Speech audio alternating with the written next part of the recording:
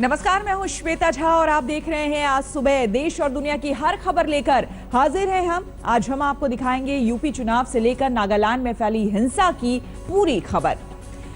साथ ही आज सुबह मॉर्निंग स्पेशल में देखिए कैसे एक फौजी को फिर सिस्टम से जंग लड़नी पड़ी है, वो भी अपनी ही मां का शव घर ले जाने के लिए। ये स्पेशल रिपोर्ट आज हम आपको दिखाएंगे सुबह 10:30 बजे।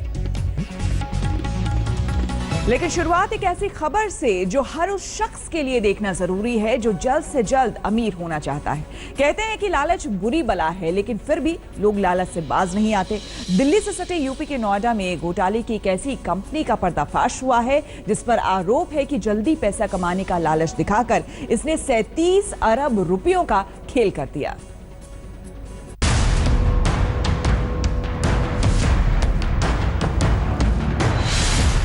$3,700 करोड़ का घोटाला, 7 लाख निवेशकों को चूना। नोएडा में घोटाला कंपनी का भंडाफोड़। नोएडा स्थित सोशल ट्रेड का यह दफ्तर अब बंद है। इसके मालिक अनुभव मित्तल और उनके 2 साथी कानून के शिकंजे में हैं। कंपनी पर करीब 7 लाख निवेशकों को 3700 करोड़ रुपए का चूना लगाने का आरोप है।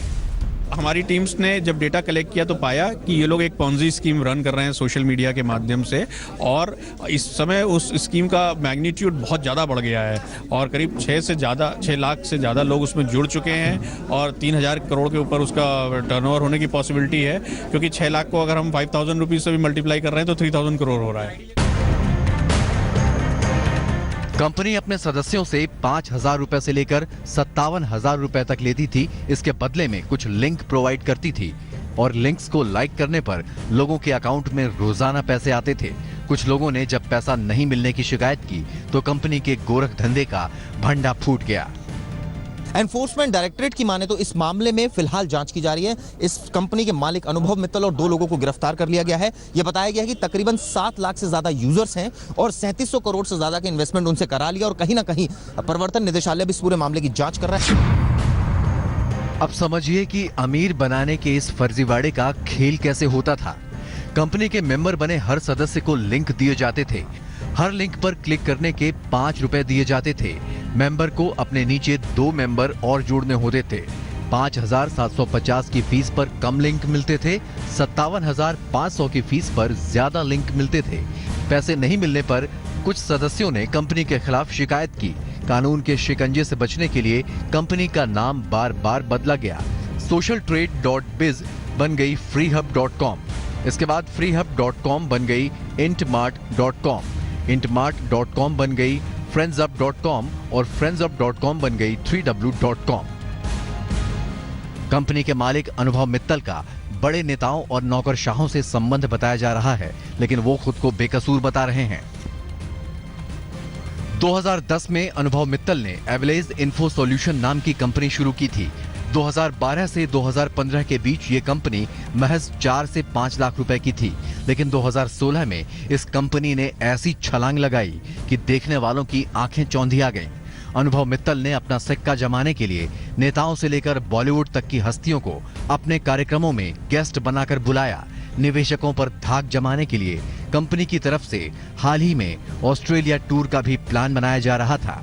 अनुभव मित्तल नाम के एक बीटेक किए हुए व्यक्ति हैं जिन्होंने इस कंपनी की स्थापना 2010 में करी और 2015 तक ये कंपनी बड़े एवरेज स्तर से चलती रही, लेकिन 2015 के बाद सोशल जो ये प्लेटफॉर्म पे इन्होंने अपना सोशल बिज trade.biz इन्होंने लॉन्च किया।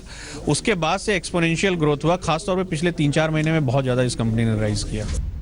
देश भर में अब तक ऐसे कई घोटालों में लोग अपनी गाढ़ी कमाई लुटा चुके हैं, लेकिन तुरंत कमाई का लालच ऐसा है कि लोगों की समझ पर ताला लग जाता है और वो ठगी के शिकार हो जाते हैं। अरविंद ओझा के साथ चिराग गोठी, नोएडा आज तक। नोएडा में 37 अरब के इंटरनेट घोटाले में और भी कई मामले अब सामने आ रहे हैं। जो तथ्य सामने आ रहे हैं उसमें आपको बता दें, आरोप है कि लोगों को फंसाने के लिए ये बड़े बड़े चेहरों का इस्तेमाल कर उनका भरोसा जीतता था। इसी कड़ी में फिल्म स्टार सनी लियोनी का भी इस्तेमाल इसने किया। सनी लियोनी के जरिए इसने अपनी कंपनी का प्रचार किया और लियोनी का रिकॉर्डेड संदेश भी लोगों को भेजा। इसके अलावा गिरफ्तारी के बाद इसने अपने कर्मचारियों को संदेश जारी किया और कहा कि इस घटना से ये पूरे देश में मशहूर हो जाएगा और उसकी कंपनी को पब्लिसिटी मिल रही है और भरोसा दिया कि 2-3 दिन में सब कुछ ठीक हो जाएगा। वहीं इस बीच कंपनी के नोएडा दफ्तर के बाहर निवेशकों की भीड़ लग गई है।